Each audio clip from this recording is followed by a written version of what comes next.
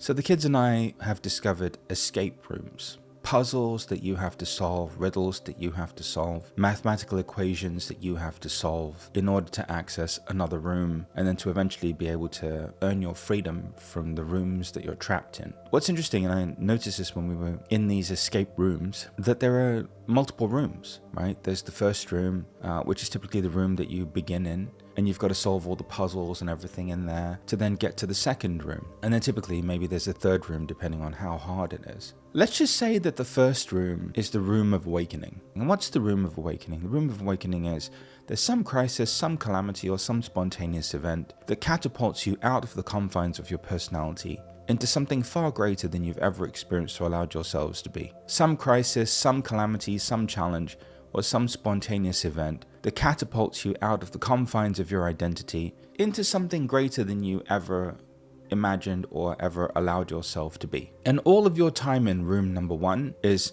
accepting, embracing, making peace with the fact that you're a human being, right? Because you realize that the more you make peace with being a human being, the more you escape the experience of being a human being. Not that you're pursuing acceptance and embracing as a form of escapism. It's just that your humanity doesn't dominate your light, your love, or your presence anymore.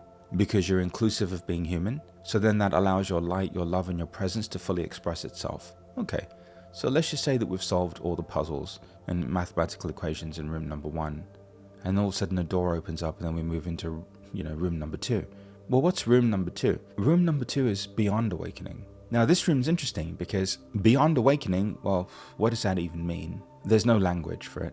There's no way to describe it. There's no way to articulate it. Because in this room, there are no words. There are no constructs or frameworks or points of identification. And you can call it the void or nothingness or pure potential, but even that doesn't really quite do it justice. So we move into room number 2, and now all of a sudden we're in a room where everything just is. You just are. And can you feel the difference between the awakening room and the second room, let's call it beyond awakening room? Can you feel the difference inside of yourselves?